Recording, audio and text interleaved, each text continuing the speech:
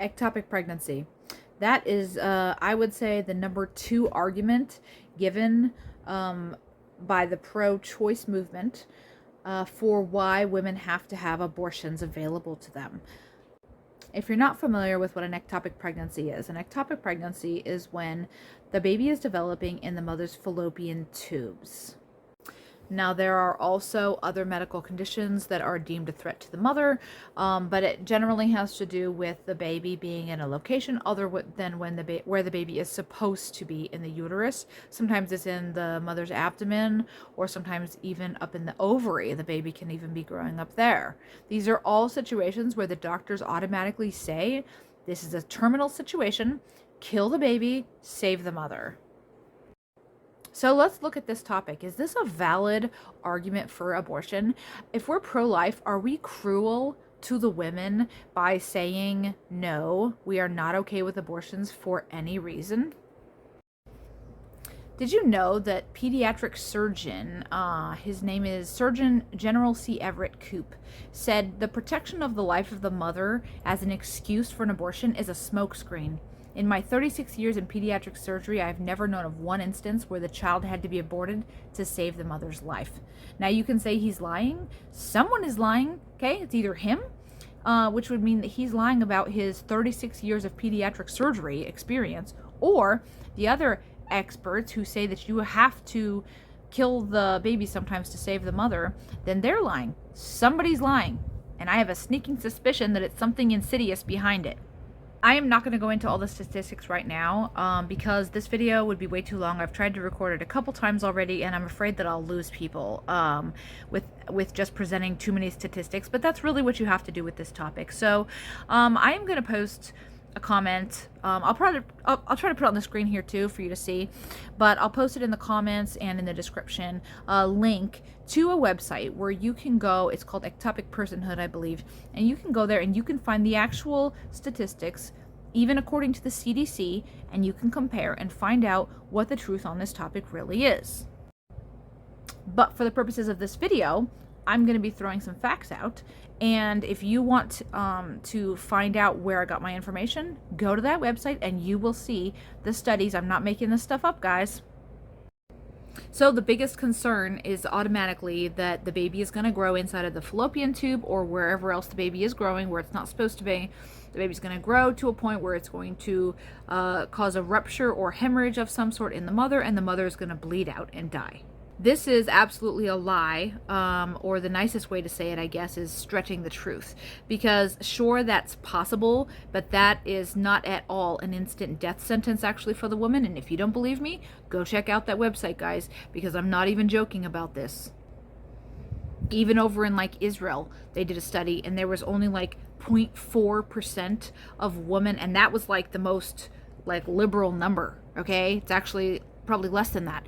0.4% of women who potentially died of an ectopic pregnancy. I mean, that's completely tiny, okay? It's not like you have all these women going and dying. And the fact is that there are quite a lot of ectopic pregnancies. There's over 1,100 ectopic pregnancies in regards to twins in the US every year. And that is where you have one twin who's in the uterus where they're supposed to be, and the other twin is in a fallopian tube. Okay, there's over 1,100 cases of that every single year. And yet we don't have all these women dying from that condition. And in like 50% of the cases, they don't even know that a baby is in the fallopian tube until there's a rupture. And then they're like, oh, look, there was a twin. But the mother doesn't die from that. We don't have huge numbers of women die, because if that was the case, and then 50% of that 1,100, women, so, upwards over 500 women a year would be dying from ectopic pregnancies. That would just be in regards to, this situation where there's twins. And yet, according to the CDC's own numbers, they only have about 26 women, averaging 26 women who die from pregnancy-related issues per year. I'm sorry, not just pregnancy-related, but actual tubal rupture, okay? So to reiterate that, the CDC says that there's about 26 ectopic rupture-related deaths per year, okay? They say there's 26. But I already told you that there's over 1,100 women who have that special kind of ectopic pregnancy where it's twins. And 50% of those they don't even diagnose before there's a rupture. And yet you only have 26 ectopic related deaths per year. So obviously it is not an instant death sentence to have an ectopic pregnancy.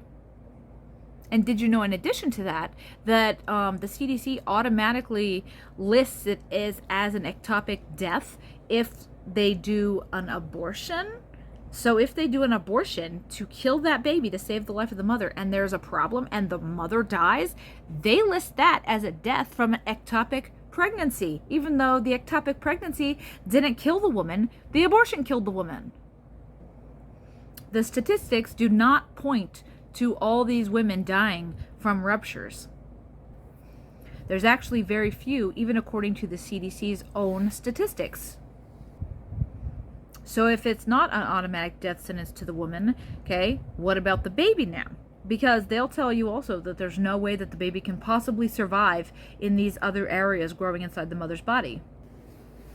But did you know that there was 2 obstetricians from New York who detailed 316 ectopic pregnancies from a span of, it was over a 100-year span. So it was a pretty large span of time there, from 1809 to 1935 actually. But they recorded 316 ectopic pregnancies that resulted in live births during that time. Do we have specific examples though? Why, yes, we do. Thanks for asking. In 1999, Ronan Ingram was delivered successfully with a C-section. Ronan had implanted in one of his mother's fallopian tubes, and then it ruptured, and he grew into the abdominal cavity. And then he was born alive after that. There's another child named Sage Dalton that was born in 1999 after developing in the amniotic membrane outside of her mother's womb. In May of 2008, a child named Durja was born after spending a full 9 months in her mother's ovary before being born alive. And then Billy Jones in 2008 was born after developing in his mother's abdominal cavity and growing there. So there's many other cases like this.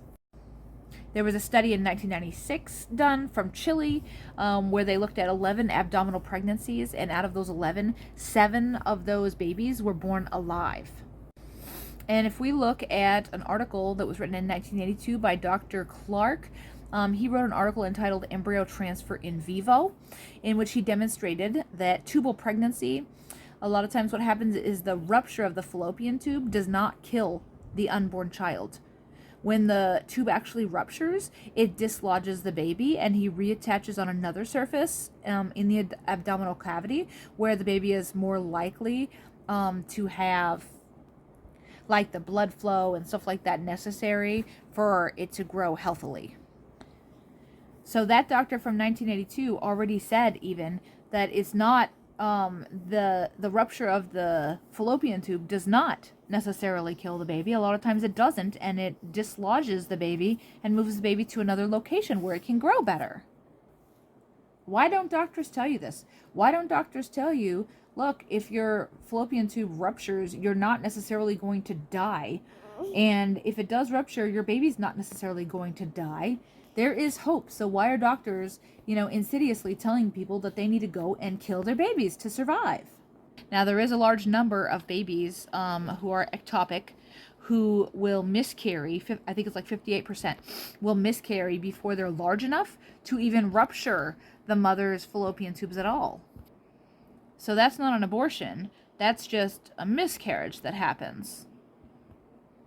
And then we already established that if the baby does stay there long enough to grow, a lot of times they will rupture the fallopian tube, and that rupture will not kill the baby and not necessarily kill the mother either, and it will carry the baby to another location where the baby can grow. I'm going to quote Dr. Clark from his article that he wrote in 1982, where he talked about how the rupture of the fallopian tube does not necessarily cause the death of the child. Okay.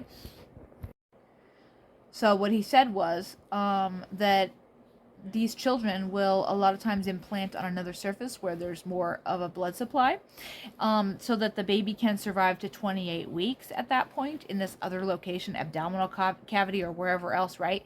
And at any point after the 28 weeks, the child can be delivered with a C-section and have a very good chance of survival because of NICUs and things that we have these days. So if you take into account how many babies miscarry already, it's like 58%.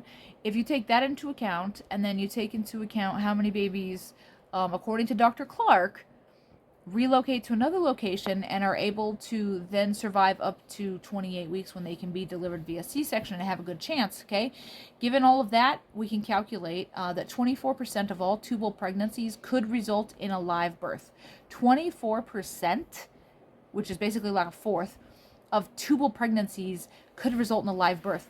But they tell you to automatically have an abortion if you have a tubal pregnancy. Automatically. So how many babies are they killing that could be born alive through a tubal pregnancy?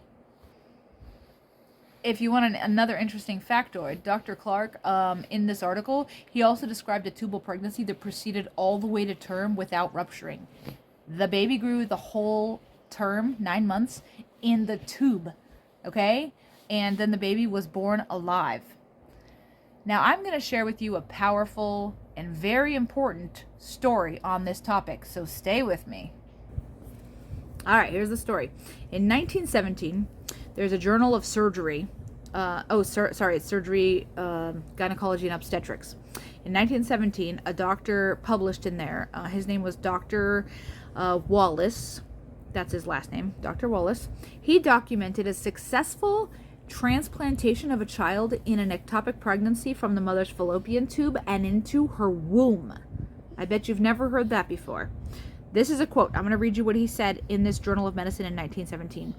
He said, "Nearly every surgeon who has any great amount of work has come upon unsuspected cases of ectopic pregnancy while in the abdomen for other purposes. So far as I can learn, every one of these has been removed, together with the tube, without even an attempt having been made to save either one."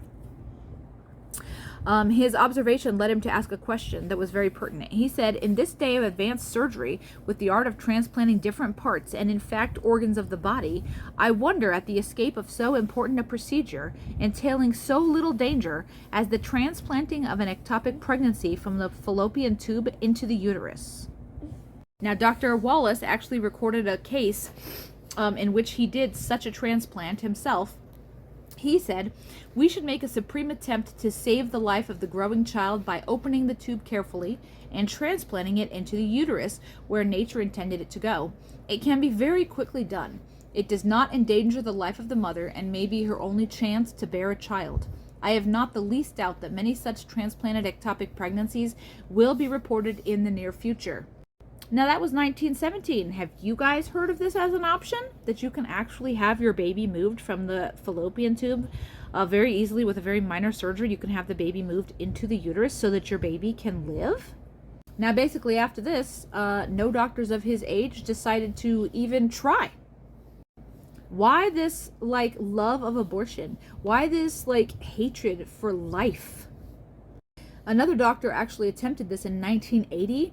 There was a doctor named Dr. Shettles. He decided to make his own attempt at a transplant, and he had never even heard of Dr. Wallace's earlier attempt and earlier report, because remember that one earlier one was in 1917. This is in 1980.